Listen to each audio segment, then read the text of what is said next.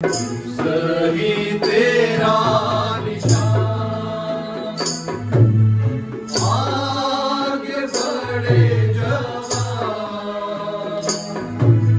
पीछे हटना कभी, सूरज तेरी चट्टान, सही तेरा निशान, नैया मेरी मझधार में डूबी और लगाएगा पार, नैया मेरी मझधार में डूबी और लगाएगा पार, केवल यीशु हो सकता है, केवल यीशु हो सकता है, तेरी नैया का पतवार, सही तेरा निशान, आगे बढ़े जवान, पीछे हटना कभी, यीशु है तेरी चट्टान,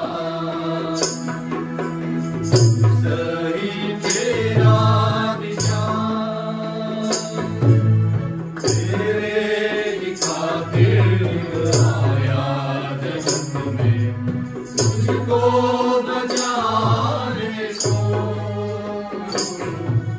तेरे ही खातिर आया जगत में, तुझको बचाने को, तेरे ही लिए यीशु ने खोला, तेरे ही लिए यीशु ने खोला, मुक्ति के द्वार को, सही तेरा निशान। शालोम. ह्या दिवसामध्ये आणि तसं पाहिलं तर नेहमीच भक्तीमध्ये प्रार्थनांच्या मध्ये आपल्याला वधस्तंभाचा एकदा तरी संदर्भ ऐकायला मिळतो.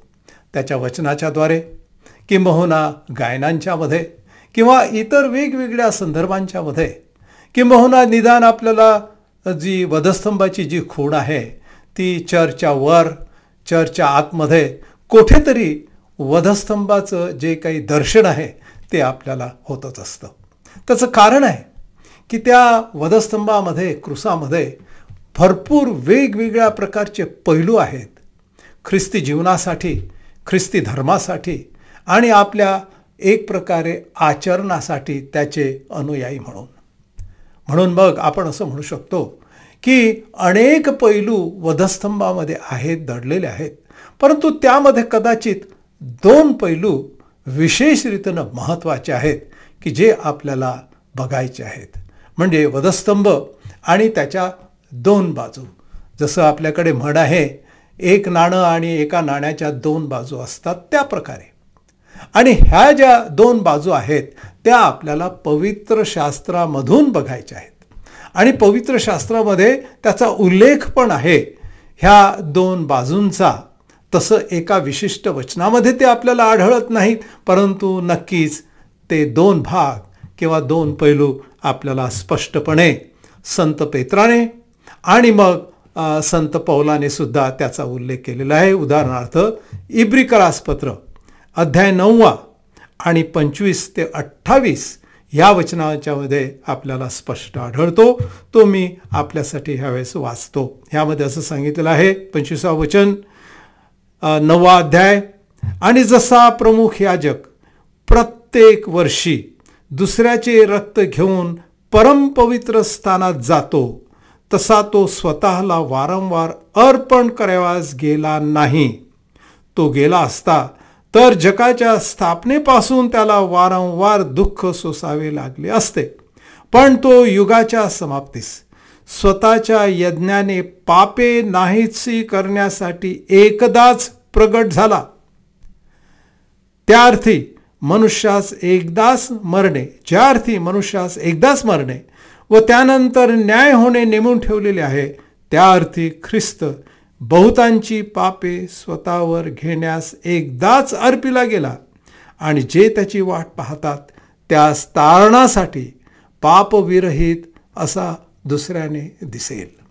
ह्या ठिकाणी स्पष्टपणे प्रभू येशू ख्रिस्त आणि तो प्रभू येशू या नात्यानं त्या वधस्तंभावर कसा गेला, ही जी पहिली बाब आहे किंवा पहिली बाजू आहे, त्या बाबतीत आपल्याला स्पष्टपणे दिसतं.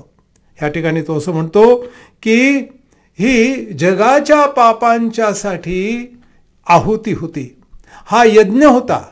ही त्याची पहिली बाजू आहे, ख्रिस्ताची बाजू आहे.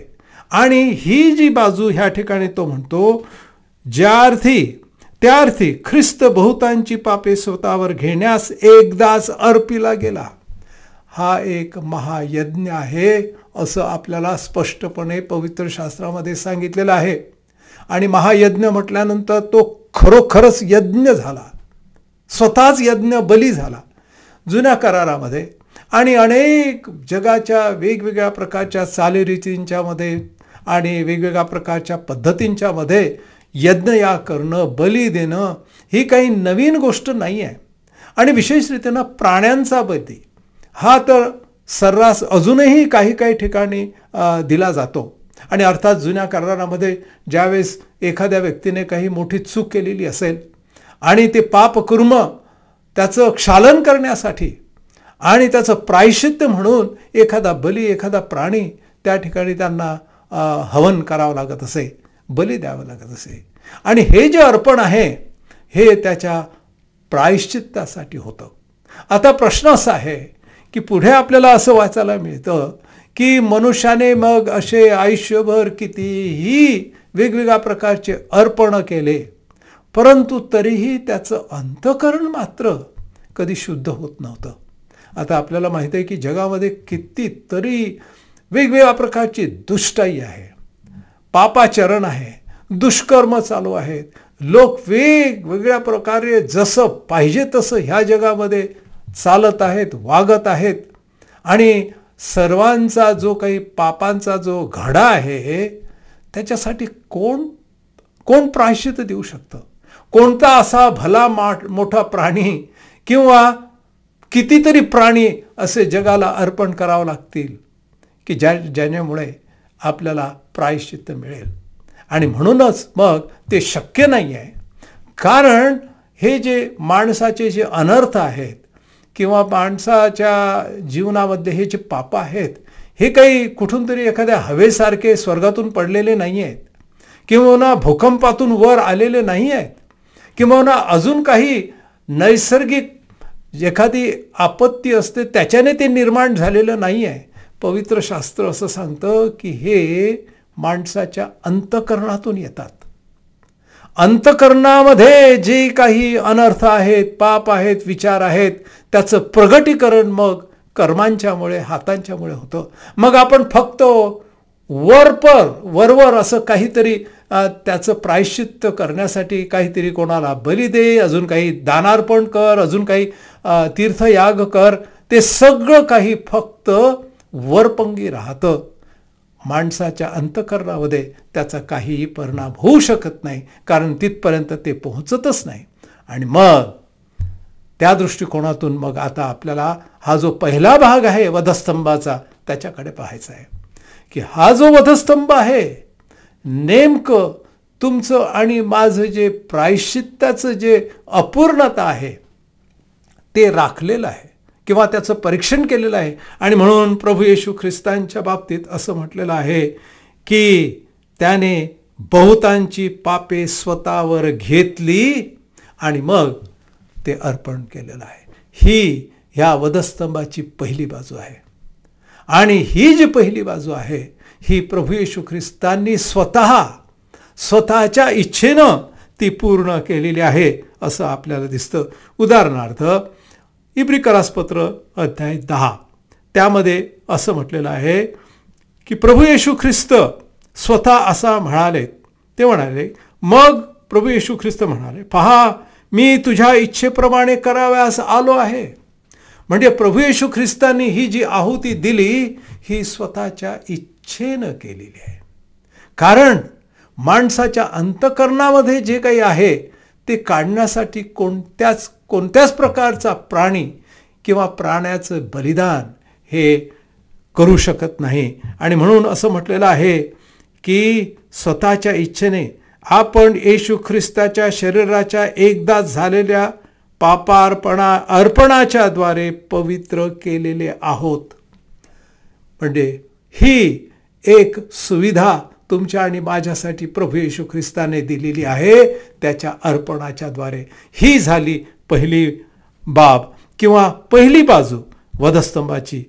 11 वचनामध्ये असं म्हटलेलं आहे, प्रत्येक याजक प्रतिदिवशी सेवा करीत आणि जे यज्ञ पापे दूर कराव्यास कदाचित समर्थ नाहीत तेच ते वारंवार करीत उभा राहत असत. म्हणजे वेगवेगळ्या प्रकारचे जे पुरोहित होते, याजक वर्ग होते, त्यांच्या करवी सुद्धा ते झालेलं नाही, कितीही दाह केले तरी. मग 12 वचनामध्ये तो असं म्हणतो, परंतु हा पापाबद्दल सार्वकालिक असा एकच यज्ञ अर्पून देवाच्या उजवीकडे बसलेला आहे. एकदाच प्रभू येशू ख्रिस्ताने हे अर्पण केलं, ही आहुती दिली. मंडळी, असल्या प्रकारचं शिक्षण कोठेही आपल्याला आढळत नाही. ही क्रूसाची जी पहिली बाजू आहे ही आपल्याला समजणं आणि त्याचं आकलन करणं ही अत्यंत महत्त्वाची गोष्ट आहे. आणि ज्यावेळेस आपण ती समजून घेतो, ही पहिली बाजू, इतकंच केवळ नव्हे परंतु ती बाजू ज्यावेळेस आपण स्वीकारतो विश्वासानं की ह्यामध्ये माझा सुद्धा समावेश आहे, मी सुद्धा त्याच्यामध्ये समाविष्ट आहे, असं ज्यावेळेस आपण स्वीकारतो त्यावेळेस त्याचा परिणाम काय होतो. ह्या ठिकाणी असं म्हटलेलं आहे 28व्या वचनामध्ये, इब्रिकरास पत्र आणि 9व्या अध्याय, त्या अर्थी ख्रिस्त बहुतांची पापे स्वतःवर घेऊन एकदाच अर्पिला गेला आणि जे त्याची वाट पाहतात त्यास तारणासाठी पापविरहित असा दुसऱ्याने दिसेल. म्हणजे याचा अर्थ असा की प्रत्येक विश्वासणाऱ्यांना त्याच्याकडून पाप विमोचन मिळतं. त्या यज्ञाचा जो स्वीकार करतो विश्वासाने त्याला तारण मिळतं, म्हणजेच पाप विमोचन त्या ठिकाणी त्याला अनुभवास येतं. आणि म्हणून ही पहिली बाजू आहे. विश्वासणाऱ्यांच्यासाठी ही अत्यंत महत्त्वाची आहे. ज्यांना आपल्या आध्यात्मिक जीवनाला प्रारंभ करायचा असेल, ज्यांना सुरुवात करायची असेल आणि विशेषतः ज्यांनी प्रभू येशू ख्रिस्ताचा स्वीकार केला, त्याचे अनुयायी झाले, आपल्या सगळ्यांच्यासाठी ही पहिली बाजू अत्यंत महत्त्वाची आहे. कारण त्याशिवाय मग आपल्याला पुढचं अध्यात्मातलं जे पाऊल आहे ते टाकता येणार नाही. पुन्हा एकदा 10 अध्याय 12 वचन, परंतु हा पापाबद्दल सार्वकालिक असा एकच यज्ञ अर्पून देवाच्या उजवीकडे बसला आहे. 13 वचन, आणि तेव्हापासून आपले वैरी आपले पादासन होत तोपर्यंत तो वाट पाहत आहे. 14 वचन, पवित्र होणाऱ्यास त्याने एका अर्पणाने सर्व काळचे अर्पण केलेले आहे. आता हे जे अर्पण आहे, ही आहुती आहे, हा जो यज्ञ आहे हा सर्व काळासाठी आहे आणि सर्वांच्यासाठी आहे. पण ज्यांना आता तो अनुभवायचा आहे त्यांच्यासाठी तो विशेष असा आध्यात्मिक अनुभव देतो. मंडळी, आपल्यापैकी पुष्कळजण कदाचित वेगवेगळ्या प्रकारे ह्या अनुभवाची वाट पाहत असाल तर ही जी पहिली बाजू आहे ही अत्यंत महत्त्वाची आणि आपल्यासाठी आहे, आपल्या प्रत्येकासाठी आहे. त्याची सुरुवात प्रभू येशू ख्रिस्ताच्या चरणाच्या जवळ येणं, आपलं जे काही कर्मांचं जे काठोडं आहे ते त्याच्यासमोर टाकणं. पुष्कळदा असं वाटतं की आपल्याकडे आम्ही खूप पुण्यकर्म करत आहोत, आम्ही पुण्यकर्म करतच आहोत नव्हे, आम्ही आमच्या जन्मामुळेच पुण्यकर्मात आहोत, आम्हाला काहीही बाकीची गरज नाही असं पुष्कळांना वाटतं. आमचं गाव, आमचं नाव, आमचं आडनाव ह्याच्यामुळेच आम्ही पुण्यकर्मात आहोत. परंतु पवित्र शास्त्र बायबल ते सांगत नाही. बायबल सांगतं की प्रत्येकासाठी प्रभू येशू ख्रिस्ताने ही आहुती दिली, अर्पण केलं. त्याचं कारण असं की प्रत्येक जण हा देवाच्या पासून दूर आहे. कसा तो दूर आहे देवाच्या पासून? खऱ्या जिवंत देवापासून. त्याचं सुद्धा आपल्याला एक सुंदर वर्णन दुसऱ्या भागामध्ये ऐकायला मिळते. ते पेत्राने सांगितलेलं आहे. 1 पेत्र अध्याय 2 आणि 21 ते 25 ह्या वचनांच्या मध्ये आपल्याला आढळतं. तो असं म्हणतो की त्याने पाप केले नाही आणि त्याच्या मुखात कपट आढळलेले नाहीत. मंडळी, कधी कधी आपल्याला असं वाटतं की आपल्या कर्मांनी तर आपण कधीच काही वाईट केले नाही. आमचे कर्म अगदी शुद्ध आहेत. सकाळपासून संध्याकाळपर्यंत आम्ही स्नान, संध्या, जप, तप, मंत्र, या काय जे काही करायचं, प्रार्थना, सकाळ संध्याकाळ, रविवारची प्रार्थना वगैरे वगैरे, जेवणाच्या अगोदर, झोपायच्या, ह्या सगळ्या आम्ही करत आहोत. पण त्याने असं म्हटलेलं आहे, त्याने कधी पाप केले नाही त्याच्या मुखात. मंडळी, मुखांच्या द्वारे फार कठीण आहे याचा अर्थ असा. आणि केव्हा? ज्यावेळेस आपल्यावर एखादी निंदा करण्यात येते, त्याची निंदा होत असता त्याने उलट निंदा केली नाही, दुःख सोशित असता त्याने धमकावले सुद्धा नाही, तर यथार्थ न्याय करणाऱ्याकडे ते सर्व सोपवून दिलेले आहे. त्याचा छळ होत होता, त्याची निंदा होत होती, त्याला मारत होते, त्याच्या डोक्यावर काट्यांचा मुकुट होता, हातापायी खिळे होते, त्याला भाल्याने भोसकण्यात आलं. जी पाहिजे ती तासांचे तास तो त्या वधस्तंभावर लटकत होता, दुःख, शारीरिक वेदनांच्या मध्ये, आणि मग लोकांच्या मार्फत होणारी निंदा. आणि हे सगळं होत असताना सुद्धा त्याच्या मुखातून एक सुद्धा पलटवार येऊ नये इतकं त्याचं पावित्र्य त्या शेवटच्या क्षणापर्यंत ख्रिस्ताने राखलं. एवढं पावित्र्य त्याच्या जीवनामध्ये आणि मुखामध्ये, कृतीमध्ये ख्रिस्तच फक्त राखू शकला. असा हा पवित्र यज्ञ प्रभू येशू ख्रिस्तांनी त्या वधस्तंभावर केला. ही अत्यंत महत्त्वाची पहिली बाजू आहे, त्याच्यातली एक बाजू आहे. ही जर नसती तर दुसऱ्या बाजूला मग अर्थ नसता. आणि म्हणून ह्या पहिल्या बाजूला आपण पाहणं आवश्यक आहे. पुढे मग त्याने 14 वचनामध्ये, म्हणजे पेत्राचे पहिलं पत्र 2 अध्याय 24 वचन, त्याने स्वतः तुमची आमची पापे स्वदेहाने वाहून खांबावर नेली, यासाठी की आपण पापाचरणासंबंधाने मृत होऊन धार्मिक आचरणासाठी जिवंत राहावे. त्याला बसलेल्या मारांच्या वळांनी तुम्ही निरोगी झाला आहात.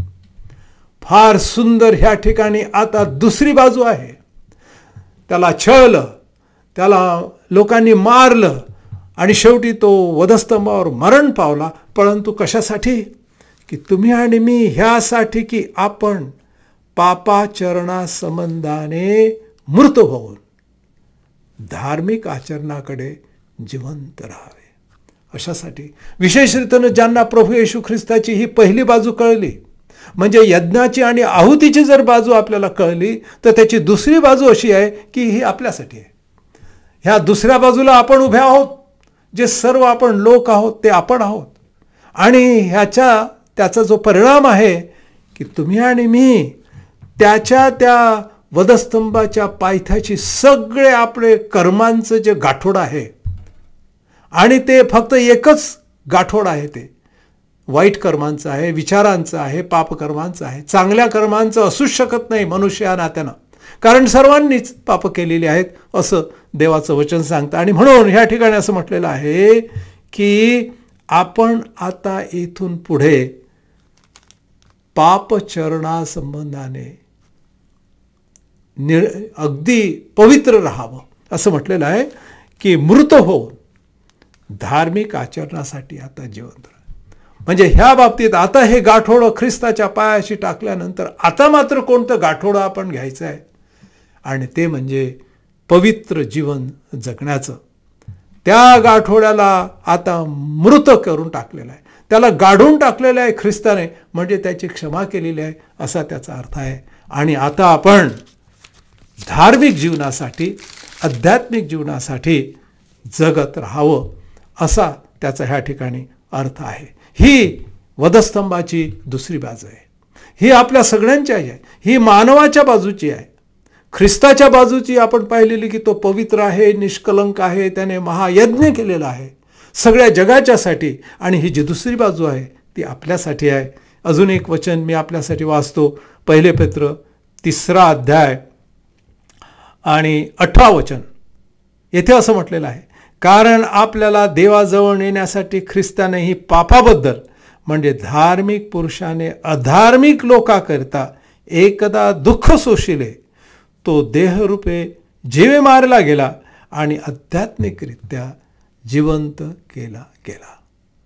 या ठिकाणी अजून एक फार महत्त्वाचा भाग ह्या दुसऱ्या बाजूमध्ये आलेला आहे आणि तो आपल्यासाठी आहे.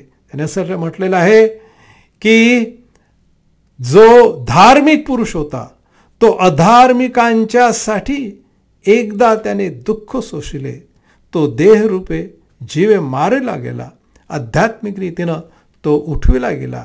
आणि 18 वचनाच्या पहिल्या भागामध्ये तो असं म्हणतो, कारण आपल्याला देवाजवळ नेण्यासाठी ख्रिस्ताने तुमच्या आणि माझ्यासाठी तो बलिदान झाला.